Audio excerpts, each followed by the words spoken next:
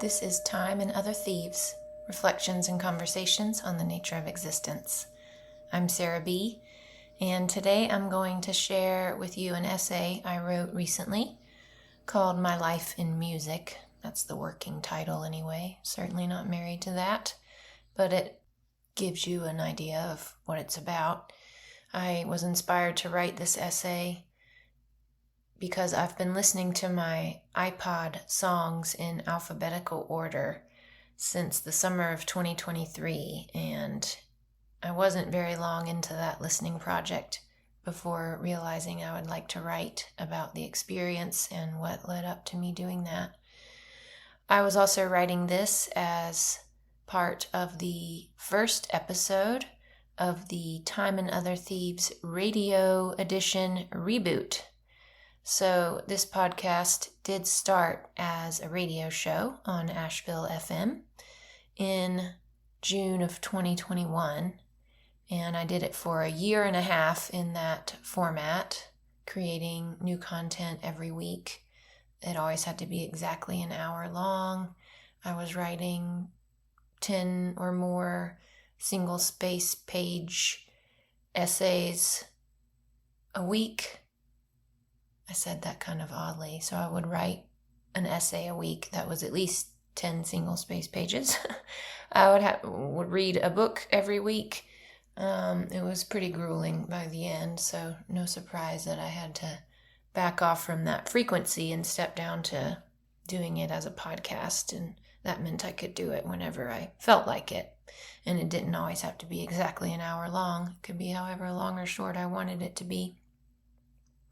The downside of the podcast format is that you can't play music unless you have permission from the artist or label to play that music, which I wasn't going to trouble myself with getting. And I was actually okay for a while there not playing music, as you'll hear about in the essay I'm about to read. But I started to feel like I wanted to be on the radio again. There's just something really special about being on the radio. It's really fun. It's really cool to know that other human beings are listening to you in real time and that your voice is being broadcast across your whole town. And there's something more special about that than knowing that your voice can be heard on the entire internet, which is also the case with radio because we have archives. Every Asheville FM show is archived for 2 weeks after it airs. But that feeling of knowing that people in your town are listening to you as you speak is really cool. And I also really wanted to be able to share music in that way as well. So I'll give you more details on what led up to me applying for Time and Other Thieves reboot on Asheville FM in the later portions of this episode. And now I will share with you my essay about my relationship with music.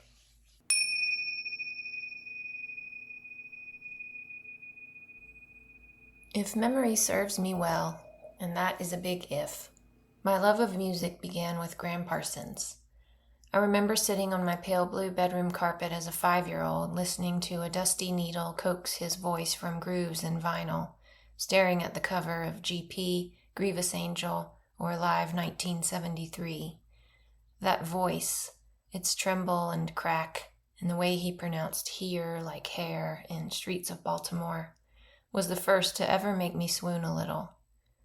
I remember my Uncle Kenny marveling at how, as a mere 6-year-old, I knew all the words to so many Gram songs. We'll Sweep Out the Ashes, Cry One More Time, Ooh, Las Vegas, Love Hurts, $1,000 Wedding, She, Return of the Grievous Angel, and others. I had no idea what a grievous angel was and still don't, but that song is still as perfect as they come. Other musical obsessions in my early childhood were from the movies I watched over and over again. The Sound of Music, Mary Poppins, Annie, The Little Mermaid, Beauty and the Beast. As I got a little older, contemporary pop music wormed its way into my heart. My first concert was the New Kids on the Block, which I attended with my best friend and next-door neighbor, Lauren, her older sister, and their mother. All I remember is feeling happy and peaceful in the back seat of Mrs. Rissette's car after the show as she navigated us through a stream of red brake lights leaving the auditorium. I have memories of shooting hoops in the driveway of my across-the-street friend Jill's house as Color Me Bad played from the boombox placed in her open bedroom window. The rest of my tape collection consisted of Boyz II Men, Wilson Phillips, Tiffany, Debbie Gibson, Mariah Carey, Amy Grant, and In Vogue. I played their song Yesterday for my stepdad, who informed me it was a Beatles song. And all along, my parents' music was still playing in the background, through their car tape decks and then through the new CD players in their respective living rooms. Van Morrison, especially Tupelo Honey, Joni Mitchell, especially Court and Spark and Miles of Isles, CSNY, especially Deja Vu, Jackson Browne, Late for the Sky, J.J. Cale, Naturally, The Grateful Dead, American Beauty, and Working Man's Dead. There was Eric Clapton, Fleetwood Mac, Tom Petty, The Eagles, The Boss, The Stones. There may have been some Michael Bolton, Celine Dion, and Melissa Etheridge in my mom's CD collection, and I may have listened to all of those albums by choice on more than one occasion, with some Mary Chapin Carpenter and Dan Fogelberg also in the mix.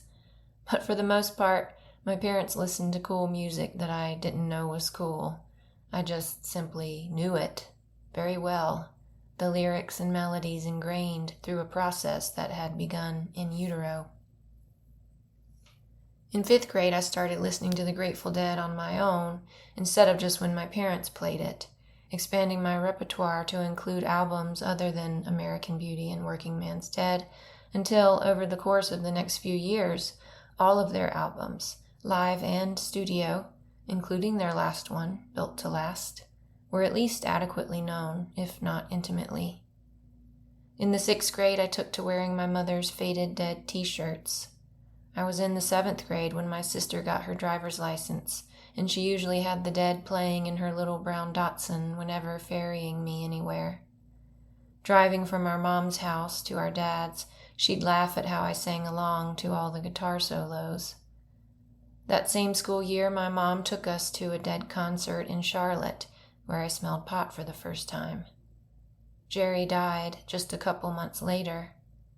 I remember how Mom dropped the hose when we ran out to the front yard to tell her the news. "I'm glad I took you to see him," she said, tearing up, and we went upstairs to my sister's bedroom and all sat on her twin bed listening to Mom's favorite Dead song, Sugaree. That was also the same year in which I memorized all the words to Bob Dylan's Like a Rolling Stone, first heard on a Best Of compilation CD my mom had, and sang it on the school bus to my friend Brittany as she listened to it on my Walkman headphones and laughed hysterically at how perfectly in sync I was with a song I couldn't even hear. I remember riding bikes around Hilton Head Island with Dylan's Rainy Day Women numbers 12 and 35 in my head, humming along to the Everybody Must Get Stoned refrain and having no idea what it meant. I just knew I loved his voice. And then I realized that Joni Mitchell was pretty much all I needed in my ears at most any moment. I remember my dad driving me to school one day and asking me to choose a disc from the CD book he kept in his car. I chose Miles of Isles. "I knew you were going to pick that one," he whined, despite loving Joni, and then wholeheartedly sang along to every track, unabashed. That was also around the time I developed an eating and exercise disorder, choosing as the soundtrack to my routine of sit-ups and leg lifts Joni's For the Roses, which I'd discovered in my father's small vinyl collection in the attic. I'd never heard the album before, but in the year that followed I made up for lost time, listening to both sides of it every night as I lay on the floor doing my exercises and counting. I did them in the dark because I didn't want to see anything. I only wanted to hear Joni's voice, her guitar, her piano. Once my parents realized I was sick and got me into therapy and on the path to wellness, I stopped listening to For the Roses and couldn't, revisit it until college. Meanwhile, I closed out middle school with the debut albums of Jewel and Alanis Morissette playing on repeat. I was a high school freshman when Fiona Apple's Tidal came on the scene, another godsend. Then a long Fish obsession ensued, accompanied by love affairs with Sublime and Tool. Fish meant sweaty concerts in handmade, though not by me, corduroy and calico dresses, acid turning my vision kaleidoscopic and pixelated. Sublime meant stoned sing-alongs with friends and crushes in sun-drenched cars and at beer-soaked parties. Tool meant hanging out and eventually dating a curly-haired, redhead theater techie named Casey, who wore all black and had a chain attached to his belt and smoked Marlboro Reds and made me laugh my ass off. We'd ride around Carrie in his black Beretta or my gold Volvo with Opiate, Undertow, or Anima cranked, Maynard James Keenan's guttural growl making me swoon, much like Gram Parsons' quavering croon once did. Meanwhile, I dove deeper into Dylan's discography and heard Joni Mitchell's Blue for the first time and Jeff Buckley's Grace. I listened to a lot of Lauryn Hill, Rusted Root, Violent Femmes, Bob Marley, The Doors. In college, I expanded my Neil Young horizons, revived my obsession with Jim Morrison, collected various volumes of Dick's Picks, discovered Keller Williams through a bootleg recording called Pie Party, and John Hartford's Aeroplane, Pearl Jam's On Two Legs, and the Stones' Exile on Main Street. I plundered my roommate Tyler's CD book and, one day while sweeping dog hair from our home's hardwood floors, selected a mysterious black disc with nothing but the word Dilate written in small silver letters, all capitalized. When Tyler got home, I asked with tempered desperation what I was listening to, and she said, Ani DeFranco. My life would never be the same. A similar seismic shift occurred around this same time when I heard Tori Amos's Boys for Pele, a good 5 years after its 1996 release. Dilate also dropped in 1996, as did Fiona Apple's Tidal, Tool's Anima, and Sublime's self-titled masterpiece, released 2 months after Bradley Nowell's tragic death. In my last year as an undergrad, my boyfriend at the time introduced me to Primus, the White Stripes, the Flaming Lips, and Bjork's Vespertine. I admit some Clutch and Queens of the Stone Age were also in the mix. After graduating from Appalachian State with a BA in English and zero ambition, I worked for a summer and the following fall semester at a bed and breakfast in Valley Crucis, where the same 5 CDs tended to be in rotation, literally, in the 5-disc CD player below the old-timey cash register. Gillian Welch's Soul Journey, Nora Jones's Come Away With Me, Alison Krauss and Robert Plant's Raising Sand, Brubeck's Time Out, and Coltrane's Blue Train. It could have been much, much worse. I started grad school at App State in January of 2005, the same month that Ani DeFranco's Knuckle Down album dropped, which was mostly what I listened to in the months that followed, a comfort in a frustrating and depressing time in which I came to realize I did not, in fact, want a master's degree in English literature, and I did not want to be with my boyfriend anymore. I thought a great way out of that relationship would be to take a summer job at a ranch in Wyoming, but then he decided to go with me and I didn't stop him. That was the summer of Fiona Apple's Extraordinary Machine and Death Cab for Cuties, Plans, which my boyfriend and I listened to multiple times in our drives through Yellowstone and Grand Teton National Parks, those songs echoing in my mind as we hiked the various trails our co-workers had recommended. That summer I also purchased Bob Dylan's debut album at a music store in Jackson Hole and adored it from start to finish. He sounds so old, I remember saying, and he was only 20. I probably wrote that in an email to a friend I had a painful crush on, who also turned me on that summer to Woody Guthrie. And I listened to Ani DeFranco's To the Teeth a lot. Really a lot. I returned to North Carolina in October of 2005, and that December I made a music mix for a core group of 6 friends which I gave to them for Christmas. I called it, simply, Songs for Friends, and would continue to make those mixes every December for the following decade. In August of 2006, I returned to graduate school, this time for creative writing at NC State. Those 2 years were spent chipping away at my first novel and composing many academic essays, growing a pet-sitting business, playing lots of tennis with my boyfriend, breaking up with my boyfriend, and hooking up with the man that would become my husband. All along, there was music. Elliott Smith, Iron and Wine, The Shins, Uncle Tupelo, Built to Spill, Nico Case, David Bowie. I'd never liked him up to then, always associating him with the bad guy in the movie Labyrinth. Regina Spektor, Elvis Perkins, Neutral Milk Hotel, the Avett Brothers, The National, Liz Phair, Martha Wainwright, Bon Iver, Rilo Kiley, and Yeah Yeah Yeahs. I discovered P.J. Harvey's Stories from the City, Stories from the Sea, again 5 years after its release, and the ground beneath me shifted once more when my friend Renee mentioned that her friend Anne was traveling all the way from North Carolina to Ontario for a Joanna Newsom concert. This was 2009, so I was yet again 5 years behind when it came to hearing the Milk-Eyed Mender, and upon first listen I agreed with Renee's assessment. She sounds like a cat being tortured. But it didn't take many subsequent listens for me to hear Newsom differently, and to then become obsessed.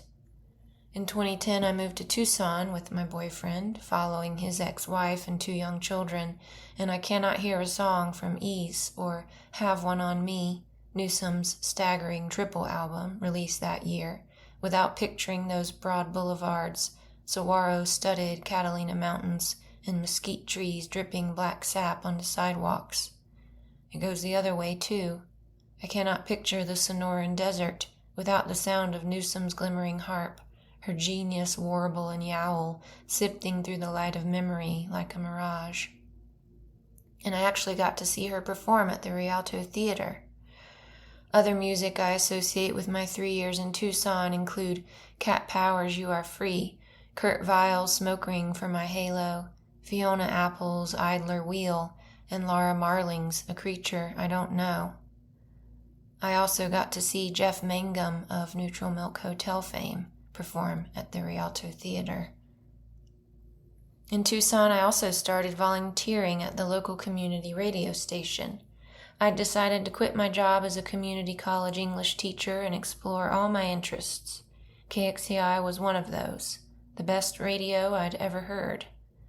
They offered a free 4-part DJ class and I immediately signed up, then started reviewing all the new music I could get my hands on, listening at home and while driving, always with pen in hand so I could fill out the little form that the music director taped to all the CDs that never stopped arriving at the station.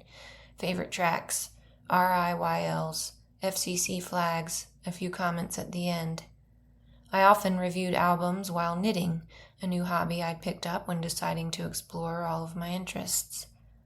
I was gluttonous to be in the know, to hear albums that hadn't even been released yet by people no one had heard of at that point. Cold Specs, Lady Lamb the Beekeeper, Father John Misty, Courtney Barnett. And I guess it makes sense that this is where my music memory starts to get a bit fuzzy. After proving myself a reliable and more than competent substitute DJ at KXCI, I became the host of the Early Morning Music Mix, which aired every Thursday from 5 to 7 a.m. I didn't mind waking up that early one bit. Radio DJing was one of the funnest things I'd ever done, right up there with snow skiing out west and tubing down the Tow River. I got lots of calls from appreciative listeners. One man told me I understood the fabric of music. I hosted that show for a year and would have kept hosting it indefinitely if some family issues hadn't necessitated I move, now married, to Albuquerque, once again following my husband's ex and their 2 kids. There was no community radio station in Albuquerque, so I focused on my studies, having returned to grad school yet again the year prior, 4 years after receiving my MFA in creative writing. Now I was studying clinical mental health counseling at Goddard College, a low residency school in Plainfield, Vermont. I got an internship at an outpatient eating disorders treatment center in the Northeast Heights of Albuquerque. Taught knitting at a yarn store in walking distance from my house. Discovered Angel Olsen.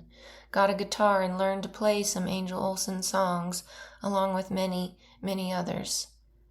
Instead of constantly discovering new songs, I was constantly rediscovering older ones, note by painful note until the calluses formed, leaving only the joy that comes with mastering a thing via repetition bordering on compulsion. I only lived in New Mexico for a year, moving back to North Carolina in August of 2014, this time landing in Asheville. My husband followed 1 month later. Within 2 weeks of my arrival, I was attending a new volunteer orientation at Asheville FM, an internet-only community radio station.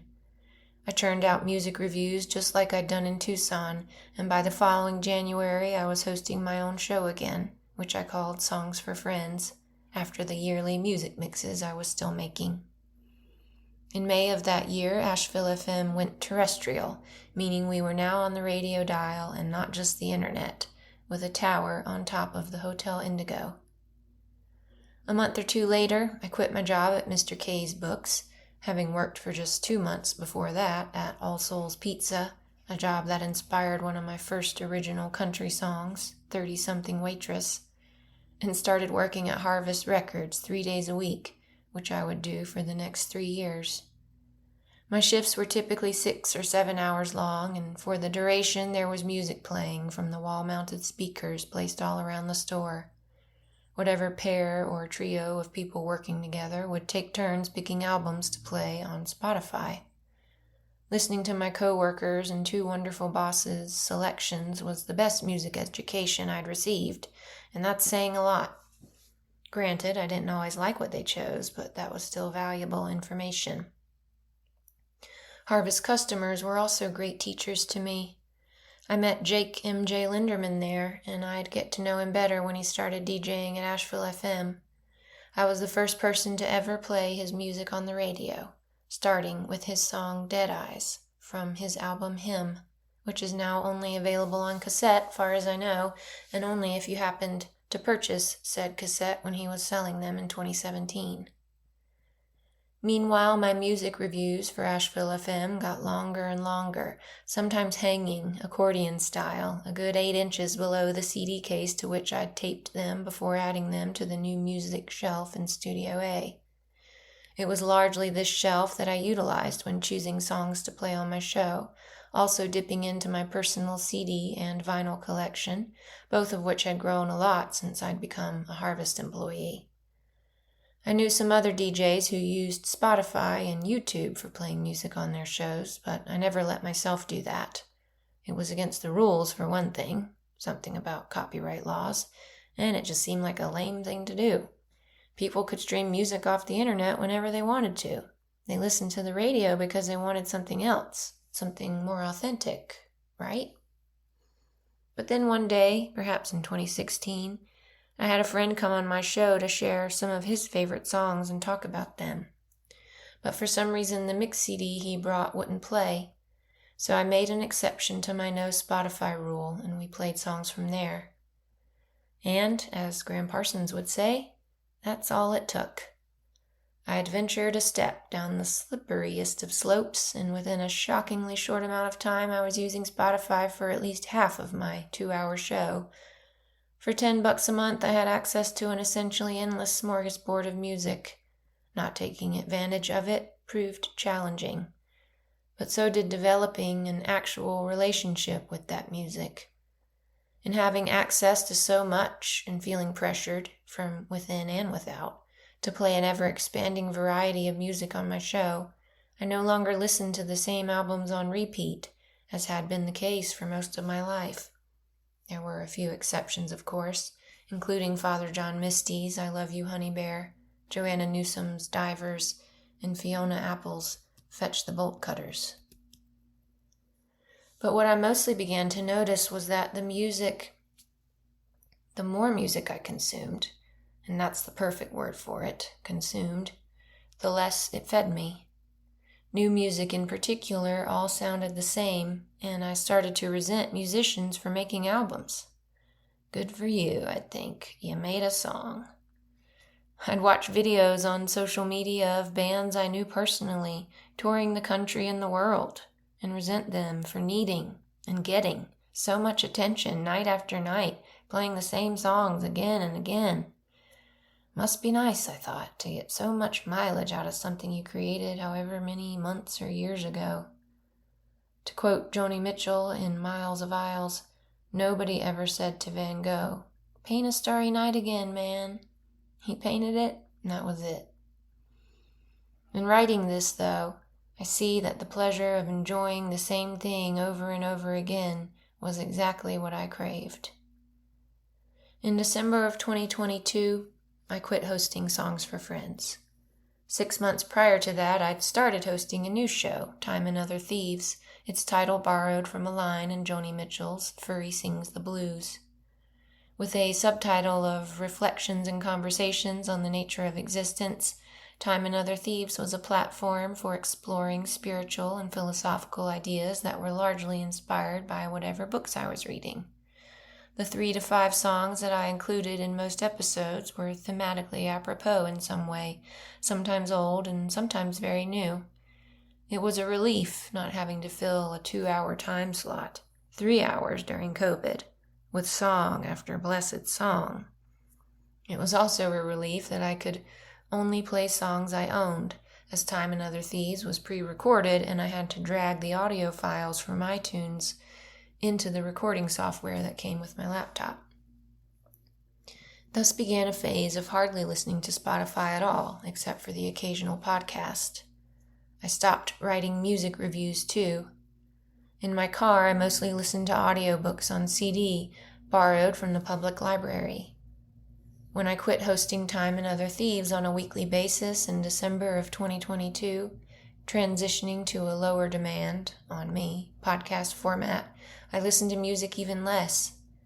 You can't play music on podcasts unless you have permission from the artist or label, and I didn't have much desire to listen to it for my own pleasure. I hate to imply that music is at all toxic, but when I look back on this period of my life, I think the best word to describe it is detox. I'd had too much of a good thing.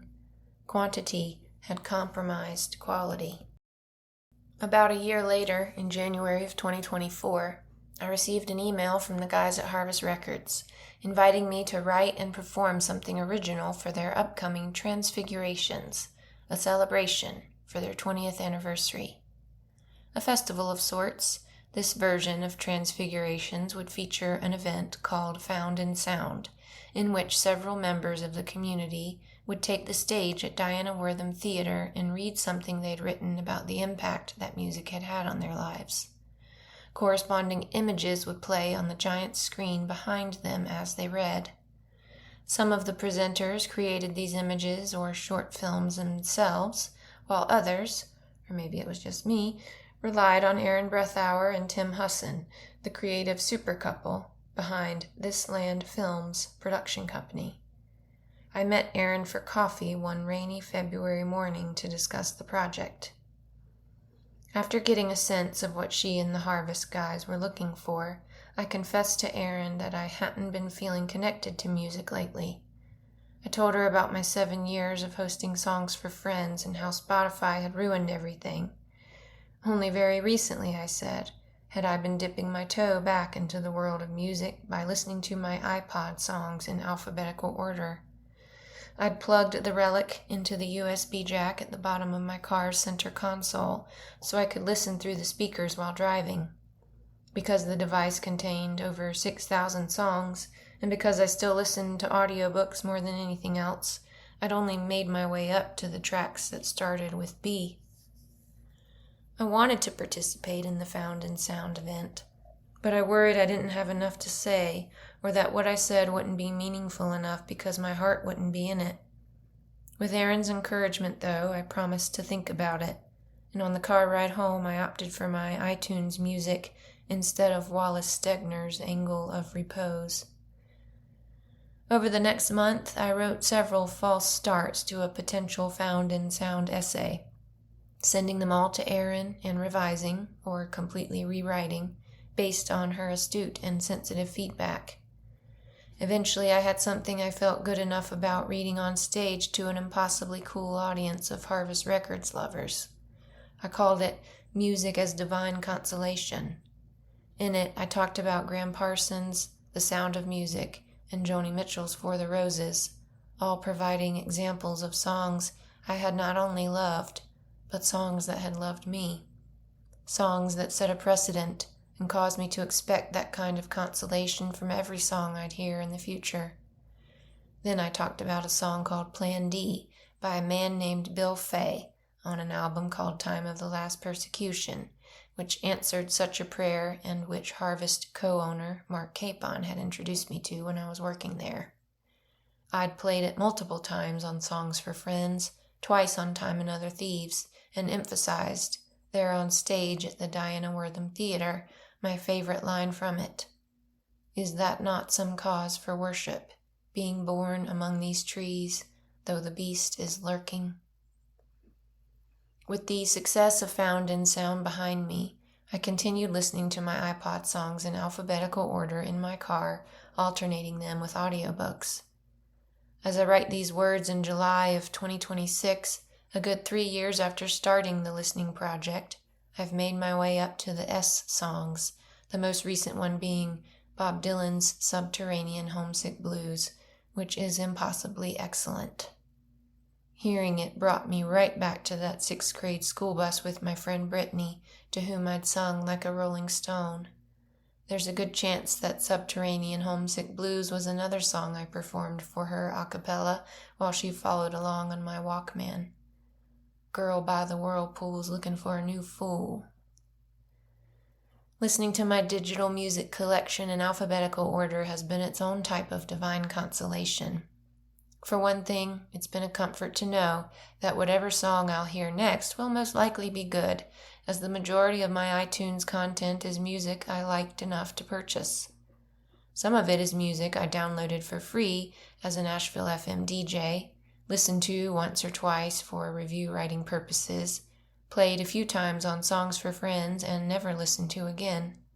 And sometimes it's a joy to hear them again, these songs by Half Gringa, Squirrel Flower, Torres, Valley Maker, Andy Schoaf, Mountain Man, Loma, and Jess Williamson, among others.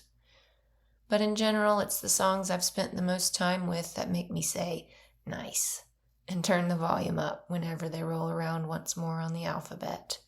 Fiona, Joanna, Ani, Tori, Angel, Tool, Graham, Joni, Van, Bruce, Dylan. Cat Power, Damien Gerardo, Jeff Buckley, MJ Linderman, Mount Erie, Nico Case, Friendship, Big Thief. In May of 2026, I received an email from the programming director at Asheville FM letting all the volunteers know that it was time to apply for shows, or to reapply if you already had a show. These emails went out every 6 months, and I hadn't responded to one since May of 2024, when I applied to host a show called Dharma from the Public Domain, in which I read out loud from Buddhist books whose copyrights had expired. It was a way for me to nurture my interest in Buddhism and be live on the radio without having to prepare anything. Music played a very small role. Just twice in the hour-long program, I would take a break for what I called sound meditations, and I'd play an instrumental song. I reapplied 6 months later in order to keep the show going, and because just one 6-month stint seemed lame, but my heart wasn't in it, and I wound up quitting in the middle of the broadcasting season. Turns out there aren't that many Buddhist books in the public domain that are also interesting enough to read on the radio. I didn't respond to the next 2 application-related emails that circulated and proceeded to pull away from Asheville FM entirely, deciding I didn't even want to help out with creating underwriting copy, a job I'd volunteered for when I lost interest in music reviews.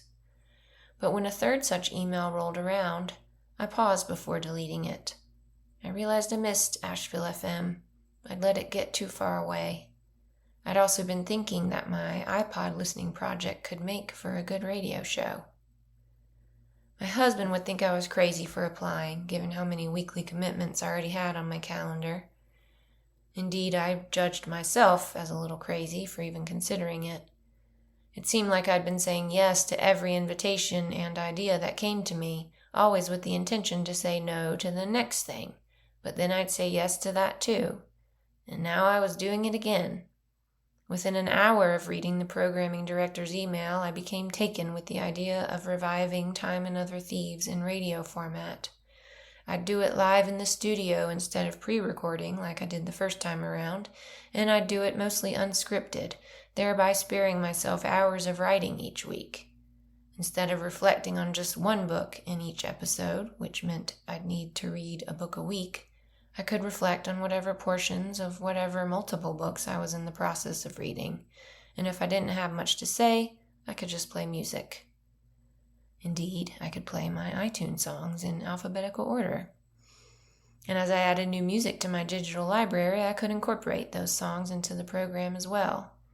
And I'd never use Spotify or any other streaming services on my show. If listeners tired of repeatedly hearing the same group of artists, oh well.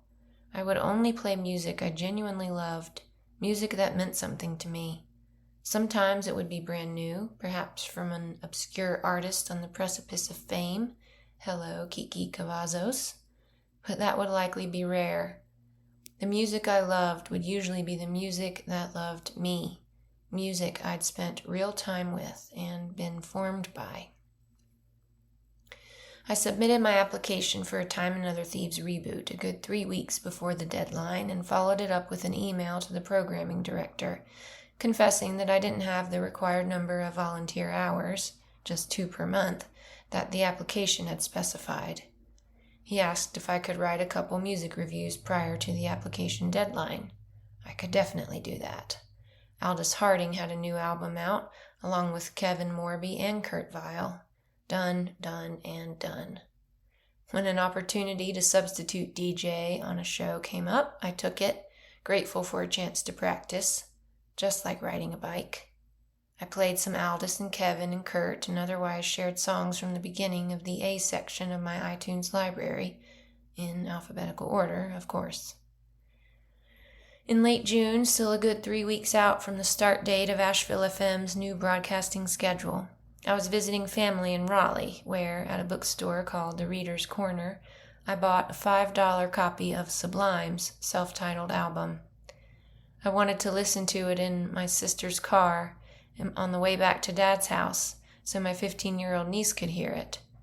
But her car doesn't have a CD player, which is idiotic, so I had to wait. The next day, when driving back to Asheville, I slid the disc into the slot with a hushed reverence. I hadn't heard this album in 10, maybe 20 years, and hadn't yet looked at the track list and therefore didn't know what I would hear first as the CD clicked into place. But as soon as I heard it, I knew. My whole body knew what was next, line for line, song for song.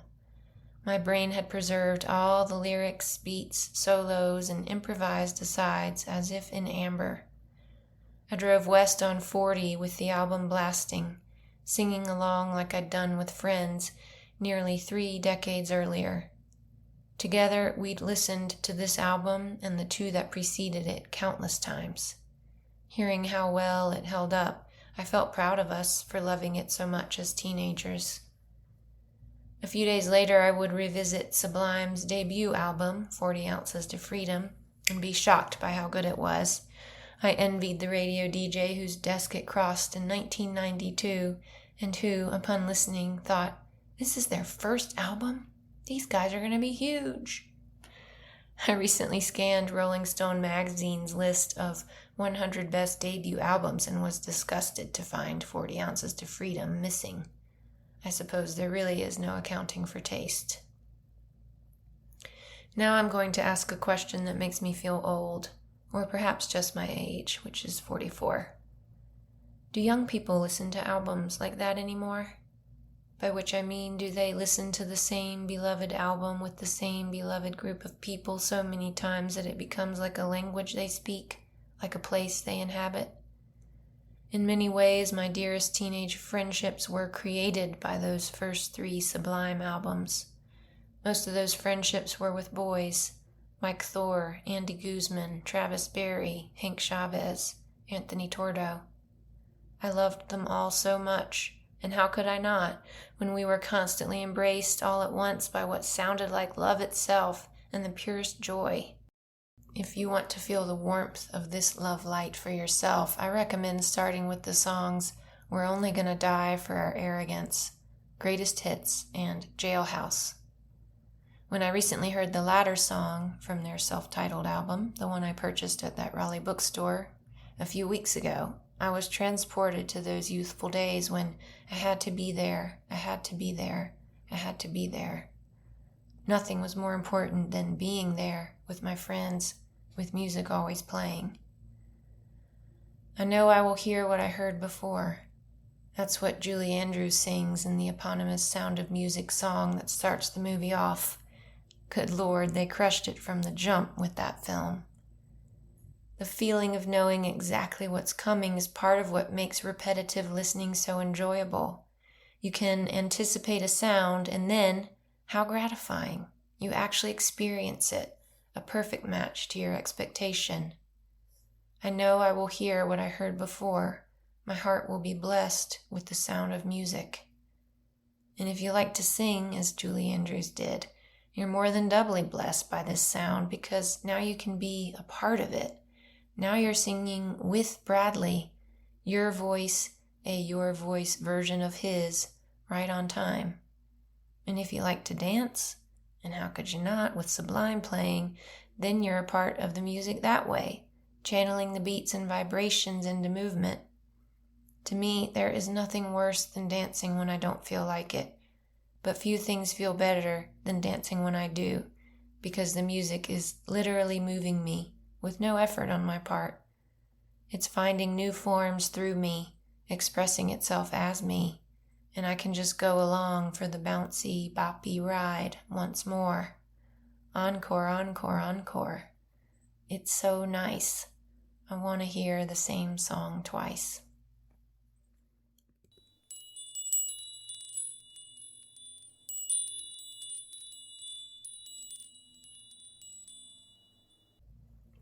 Thanks so much for listening to that.